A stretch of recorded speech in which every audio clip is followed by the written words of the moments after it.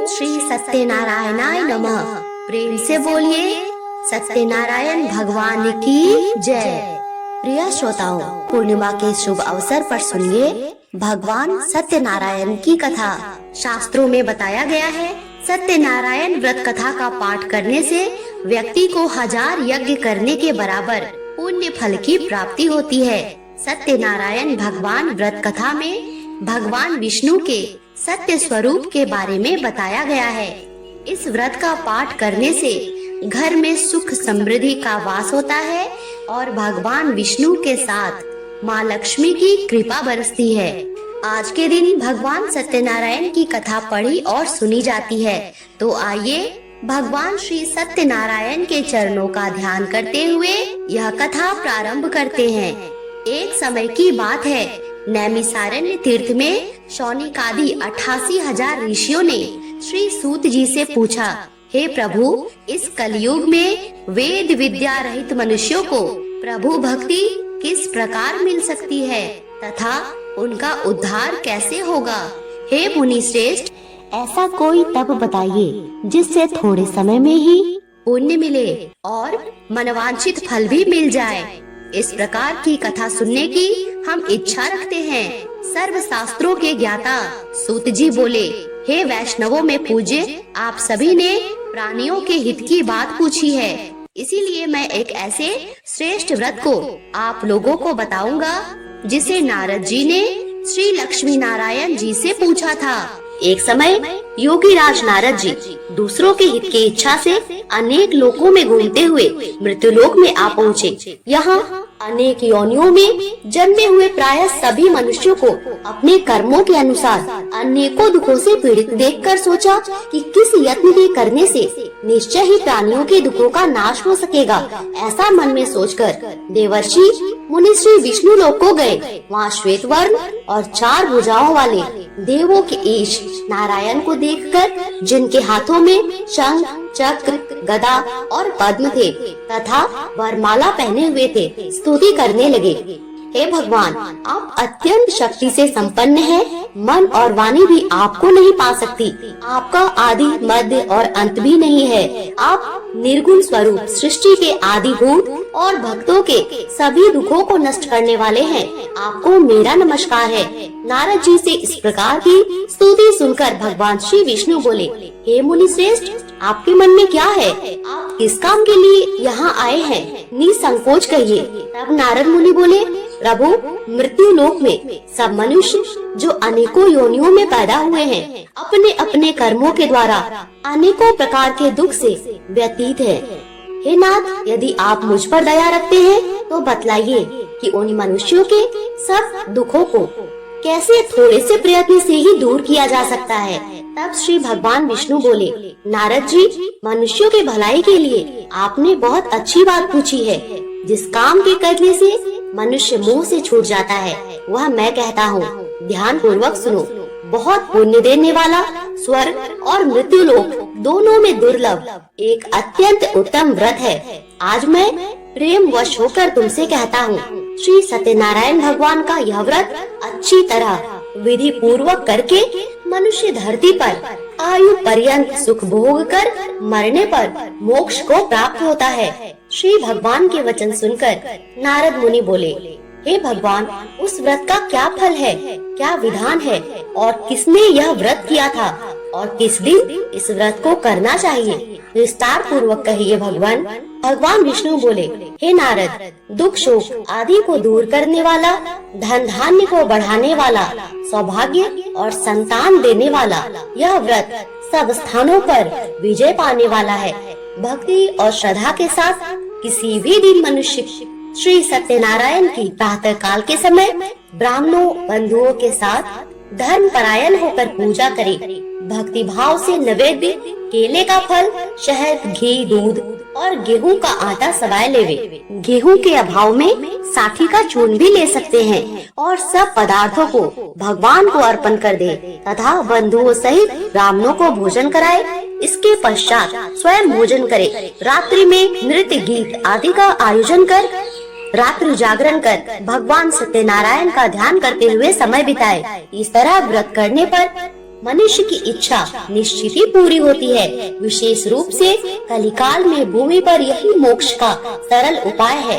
प्रेम से बोलिए श्री सत्यनारायण भगवान की जय। श्री सत्यनारायण व्रत कथा का प्रथम अध्याय संपूर्ण। दूसरा अध्याय।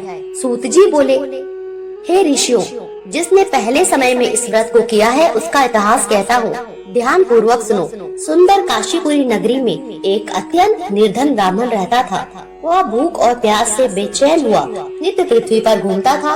ब्राह्मणों से प्रेम करने वाले भगवान ने ब्राह्मण को दुखी देखकर बूढ़े ब्राह्मण का रूप धरकर उसके पास जाकर आदर पूर्वक पूछा, हे विप्र, तुम नित्य दुखी होकर पृथ्वी पर क्यों घूमते हो? ब्राह्मण, यह सब मुझसे कहो, मैं सुनना चाहता हूँ। वह ब्राह्मण बोला, मैं निर्धन ब्राह्मण हूँ, भिक्षा के लिए पृथ्वी पर फिरता हूँ। हे भगवान, यदि आप इससे छुटकारा पाने का कोई उपाय जानते हैं तो कृपा कर मुझे बताएं। वृद्ध ब्राह्मण बोले, हे विप्र, सत्यनारायण भगवान मनोवांछित फल देने वाले होते हैं, तुम उनका पूजन करो, जिसके करने से मनुष्य सब दुखों से मुक्त हो जाता है। तब ब्राह्मण को व्रत का सारा विधान बतलाकर बूढ़े ब्राह्मण का रूप धारण करने वाले श्री सत्यनारायण भगवान वही अंतर ध्यान हो गए। जिस व्रत को वृद्ध ब्राह्मण ने बतलाया था, मैं उसको अवश्य करूँगा, यह निश्चय करने पर उसे रात भर नींद नहीं आई। सवेरे उठकर सत्यनारायण भगवान के व्रत का निश्चय कर वह भिक्षा के लिए चला गया। उस दिन उसको भिक्षा में बहुत सारा धन मिला, जिससे बंधु बांधव के साथ उसने सत्यनारायण भगवान का व्रत किया। इसको करने से उस ब्राह्मण के सभी दुख दूर हुए और सब दुखों से छूटकर अनेक प्रकार की संपत्तियों से युक्त हुआ। उस समय से वह ब्राह्मण हर मास व्रत करने लगा। इस तरह सत्यनारायण भगवान के व्रत को जो भी करेगा वह मनुष्य सब दुखों से छूट जाएगा। इस तरह नारद जी से सत्यनारायण भगवान का कहा हुआ यह व्रत मैंने तुमसे कहा है। हे विप्रो, मैं अब और क्या कहूँ? तब ऋषिगण कहते हैं, मुनीश्वर, संसार में इस ब्राह्मण से सुनकर किसने इस व्रत को किया, हम वह भी सुनना चाहते हैं। इसके लिए हमारे मन में अत्यंत जिज्ञासा हो रही है। सूत जी बोले, मुनियों, जिसने इस व्रत को किया है वह सभी सुनो। एक समय एक ब्राह्मण धन और ऐश्वर्य के अनुसार बंधु बांधवों के साथ व्रत करने को तैयार हुआ। उसी समय एक लकड़ी बेचने वाला बूढ़ा आदमी आया और बाहर लकड़ियों को रखकर ब्राह्मण के मकान में गया। प्यास से दुखी लकड़हारा उनको व्रत करते देखकर ब्राह्मण को नमस्कार करके कहने लगा, यह आप लोग क्या कर रहे हैं? इसको करने से क्या फल मिलता है? कृपा करके मुझको बताइए। ब्राह्मण ने कहा, सब मनोरथों को पूर्ण करने वाला यह भगवान सत्यनारायण का व्रत है। इसी के कृपा से मेरे यहाँ धन धान्य की वृद्धि हुई है। ब्राह्मण से इस व्रत के बारे में जानकर लकड़हारा अत्यंत प्रसन्न हुआ। चरणामृत लेकर प्रसाद ग्रहण करने के बाद वह अपने घर को गया। अगले दिन लकड़हारे ने अपने मन में इस प्रकार का संकल्प लिया कि आज गांव में लकड़ी बेचने से जो धन मिलेगा उसी से मैं सत्यनारायण भगवान का उत्तम व्रत करूंगा। ऐसा मन में निश्चय कर वह बूढ़ा आदमी लकड़ियां अपने सिर पर रखकर जिस नगर में धनवान लोग रहते थे ऐसे सुंदर नगर में गया। उस दिन वहाँ पर उसे उन लकड़ियों के दाम पहले से 4 गुना मिला। तब वह लकड़हारा दान लेकर अति प्रसन्न होकर पके केले, शक्कर, घी, दूध, दही और गेहूं का चूर्ण इत्यादि सत्यनारायण भगवान के व्रत की कुल सामग्रियों को लेकर अपने घर गया। फिर उसने अपने परिवारजनों को बुलाकर विधि विधान के साथ भगवान का पूजन और व्रत किया। उस व्रत के पुण्य प्रभाव से वह बूढ़ा लकड़हारा पुत्र, धन आदि से युक्त हुआ और संसार के समस्त सुख भोग कर अंत में बैकुंठ लोक को चला गया। श्री सत्यनारायण व्रत कथा का दूसरा अध्याय संपूर्ण। बोलिए श्री सत्यनारायण भगवान की जय। तीसरा अध्याय। सूत जी बोले, हे श्रेष्ठ मुनियों, अब आगे की कथा कहता हूँ। पहले समय में उल्का मुख नाम का एक बुद्धिमान राजा था। वह सत्य वक्ता और जितेंद्रिय था। प्रतिदिन देव स्थानों पर जाता और निर्धनों को धन देकर उनके कष्ट दूर करता था। उसकी पत्नी कमल के समान मुख वाली तथा सती साध्वी थी। भद्रशिला नदी के तट पर उन दोनों ने श्री सत्यनारायण भगवान का व्रत किया। उसी समय साधु नाम का एक वैश्य आया। उसके पास व्यापार करने के लिए बहुत सा धन था। राजा को व्रत करते देखकर वह विनय के साथ पूछने लगा, हे राजन, भक्ति भाव से पूर्ण होकर आप यह क्या कर रहे हैं? मैं सुनने की इच्छा रखता हूँ, सो कृपा कर मुझे बताएं। राजा बोला, हे साधु, अपने बंधु बांधवों के साथ पुत्रादि की प्राप्ति के लिए एक महाशक्तिशाली श्री सत्यनारायण भगवान का व्रत और पूजन कर रहा हूँ। राजा के वचन सुन साधु आदर से बोला, हे राजन, मुझे इस व्रत का सारा विधान कहिए। आपके कथनानुसार मैं भी इस व्रत को करूँगा। मेरी भी संतान नहीं है। इस व्रत को करने से निश्चित रूप से मुझे भी संतान की प्राप्ति होगी। और राजा से व्रत का सारा विधान सुन व्यापार से निवृत्त हो वह अपने घर गया। साधु वैश्य ने अपनी पत्नी को संतान देने वाली इस व्रत का वरदान कह सुनाया और कहा कि जब मेरी संतान होगी तब मैं इस व्रत को करूँगा। साधु ने इस तरह के वचन अपनी पत्नी लीलावती से कहे। एक दिन लीलावती पति के साथ आनंदित हो सांसारिक धर्म में प्रवृत्त होकर सत्यनारायण भगवान की कृपा से गर्भवती हो गई। 10वें महीने में उसके गर्भ से एक सुंदर कन्या ने जन्म लिया। दिनों दिन वह ऐसे बढ़ने लगी जैसे कि शुक्ल पक्ष का चंद्रमा बढ़ता है। माता पिता ने अपनी कन्या का नाम कलावती रखा था। एक दिन लीलावती ने मीठे शब्दों में अपने पति को याद दिलाया कि आपने सत्यनारायण भगवान के जिस व्रत को करने का संकल्प लिया था उसे करने का समय आ गया। अब आप उस व्रत को करिए। साधु बोला, हे प्रिय, इस व्रत को मैं उसके विवाह पर करूँगा। इस प्रकार अपनी पत्नी को आश्वासन देकर वह नगर को चला गया। कलावती पिता के घर रहकर वृद्धि को प्राप्त हो गई। साधु ने एक बार नगर में अपनी कन्या को सखियों के साथ देखा तो तुरंत ही दूत को बुलाया और कहा कि मेरी कन्या के योग्य वर देख कर आओ। साधु की बात सुनकर दूत कंचन नगर में पहुंचा और वहां देखभाल कर लड़की के सुयोग्य वानिक पुत्र को ले आया। सुयोग्य लड़के को देख साधु ने बंधु बांधवों को बुलाकर अपनी पुत्री का विवाह कर दिया। लेकिन दुर्भाग्य की बात कि साधु ने अभी तक श्री सत्यनारायण भगवान का व्रत नहीं किया। इस पर श्री भगवान क्रोधित हो गए और श्राप दिया कि साधु को अत्यधिक दुख मिले। अपने कार्य में कुशल साधु बनिया जमाई को लेकर रत्नासारपुर नगर में गया। वहां जाकर दामाद ससुर दोनों मिलके चंद्रकेतु राजा के नगर में व्यापार करने लगे। एक दिन भगवान सत्यनारायण की माया से एक चोर राजा का धन चुराकर भाग रहा था। उसने राजा के सिपाहियों को अपना पीछा करते देख चुराया हुआ धन वहां रख दिया जहां साधु अपने जमाई के साथ ठहरा हुआ था। राजा के सिपाहियों ने साधु वैश्य के पास राजा का धन पड़ा देखा तो वह ससुर और दामाद दोनों को बांधकर राजा के पास ले गए और कहा, उन दोनों चोरों को हम पकड़ लाए हैं, अब आप आगे की कार्यवाही करें। राजा की आज्ञा से उन दोनों को कठिन कारावास में डाल दिया गया और उनका सारा धन भी छीन लिया गया। श्री सत्यनारायण भगवान के श्राप से साधु की पत्नी भी बहुत दुखी हुई। घर में जो धन रखा था उसे चोर चुरा ले गए। शारीरिक और मानसिक पीड़ा, भूख और प्यास से दुखी हो अन्न की चिंता में कलावती एक ब्राह्मण के घर गई। वहां उसने श्री सत्यनारायण भगवान का व्रत होते देखा, फिर कथा भी सुनी और प्रसाद ग्रहण कर वह रात को घर वापस आई। माता ने कलावती से पूछा, हे पुत्री, अब तक तुम कहाँ थी? तेरे मन में क्या है? कलावती ने अपनी माता से कहा, हे माता, मैंने एक ब्राह्मण के घर में श्री सत्यनारायण भगवान का व्रत देखा है। कन्या के वचन सुन लीलावती भगवान के पूजन की तैयारी करने लगी।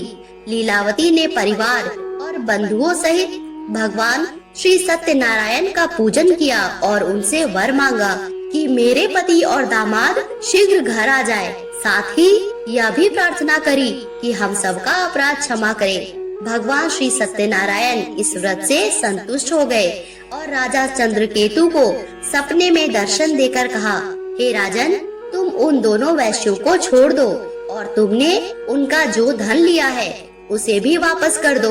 अगर ऐसा नहीं किया तो मैं तुम्हारा धन, राज्य और संतान सभी को नष्ट कर दूंगा। राजा को यह सब कहकर भगवान अंतर ध्यान हो गए। प्रातः काल राजा ने सभा में अपना सपना सुनाया और बोले कि वाणिक पुत्रों को कैद से मुक्त कर सभा में लाओ। दोनों ने आते ही राजा को प्रणाम किया। राजा मीठी वाणी में बोला, हे महानुभाव, दुर्भाग्यवश ऐसा कठिन दुख तुम्हें प्राप्त हुआ, लेकिन अब तुम्हें कोई भय नहीं है। ऐसा कह राजा ने उन दोनों को नए वस्त्र आभूषण पहनाए और जितना धन उनका लिया था उससे दुगना धन वापस कर दिया। दोनों वैश्य अपने घर को चल दिए। श्री सत्यनारायण व्रत कथा का 3रा अध्याय संपूर्ण। बोलिए श्री सत्यनारायण भगवान की जय। 4था अध्याय।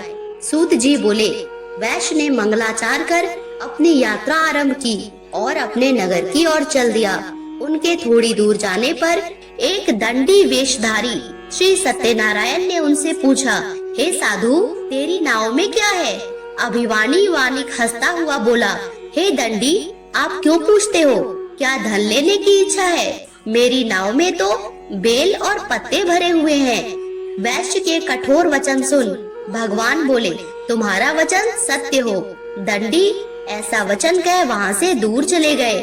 कुछ दूर जाकर समुद्र के किनारे बैठ गए। दंडी के जाने के बाद साधु वैश्य ने नित्य क्रिया के पश्चात नाव को ऊंची उठते देखकर अचंभा माना और नाव में बेल पत्ते आदि देख मूर्छित हो जमीन पर गिर पड़ा। मूर्छा खुलने पर वह अत्यंत शोक में डूब गया। तब उसका दामाद बोला, पिताजी, आप शोक न मनाएं, यह उस दंडी का शाप है, इसीलिए हमें तत्काल उसकी शरण में जाना चाहिए तथा तभी हमारी मनोकामना पूरी होगी।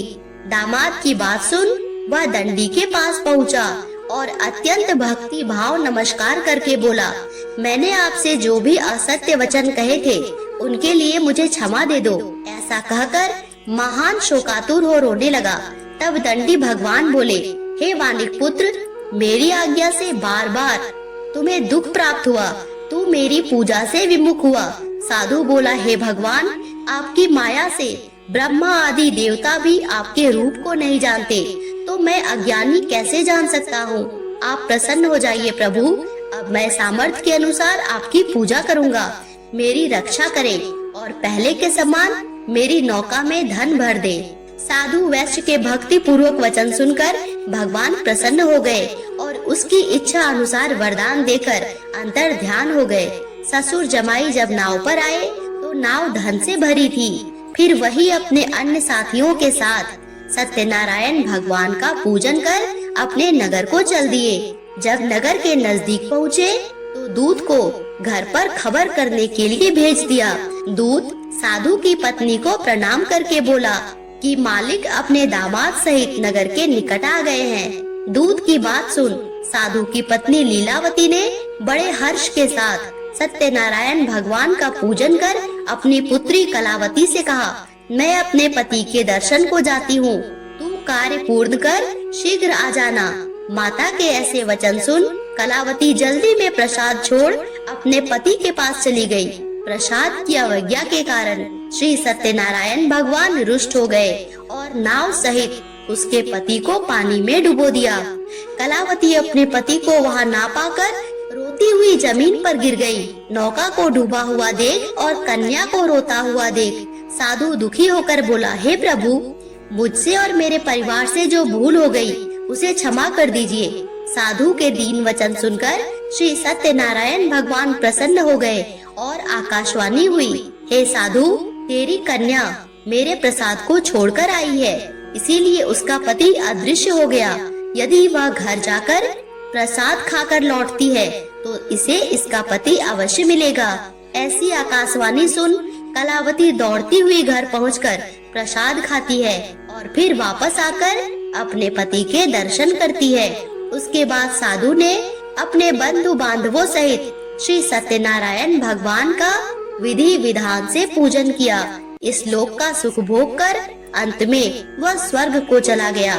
श्री सत्यनारायण व्रत कथा का 4था अध्याय समाप्त। प्रेम से बोलिए सत्यनारायण भगवान की जय।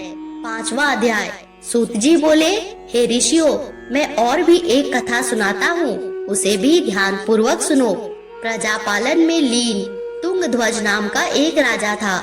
उसने भी भगवान का प्रसाद त्याग कर बहुत ही दुख पाया था। एक बार वन में जाके वन्य पशुओं को मारकर वह बड़ पेड़ के नीचे आ गया। वहाँ उसने ग्वालों को भक्ति भाव से अपने बंधुओं सहित सत्यनारायण भगवान का पूजन करते देखा। अभिमानवश राजा उन्हें देखकर भी पूजा स्थान पर नहीं गया, ना ही उसने भगवान को नमस्कार किया। ग्वालों ने राजा को प्रसाद दिया, लेकिन उसने वह प्रसाद भी नहीं खाया और प्रसाद को वहीं छोड़ अपने नगर को चला गया। जब वह नगर में पहुंचा, वहाँ सब कुछ तहस नहस हुआ था। वह शीघ्र ही समझ गया कि यह सब भगवान ने किया है।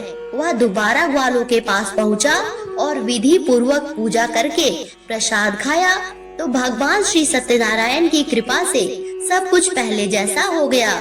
दीर्घ काल तक सुख भोगने के बाद मरणोपरांत उसे भी स्वर्ग लोक की प्राप्ति हुई। जो मनुष्य परम दुर्लभ इस व्रत को करेगा तो भगवान सत्यनारायण की अनुकंपा से उसे धन धान्य की प्राप्ति होगी। निर्धन धनी हो जाता है और भयमुक्त हो जाता है।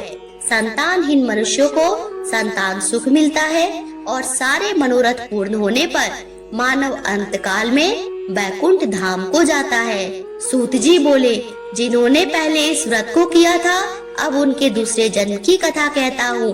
वृद्ध शतानंद ब्राह्मण ने सुदामा का जन्म लेके मोक्ष की प्राप्ति की। लकड़हारे ने अगले जन्म में निषाद बनकर मोक्ष प्राप्त किया। उल्का मुख राजा का नाम दशरथ होकर बैकुंठ को गए। साधु नाम के वैश्य ने मोर ध्वज बनकर मोक्ष पाया। महाराज तुंगध्वज ने स्वयंभू होकर भगवान में भक्ति युक्त होकर मोक्ष पाया। श्री सत्यनारायण व्रत कथा का 5वां अध्याय संपूर्ण। बोलिए भगवान श्री सत्यनारायण की जय।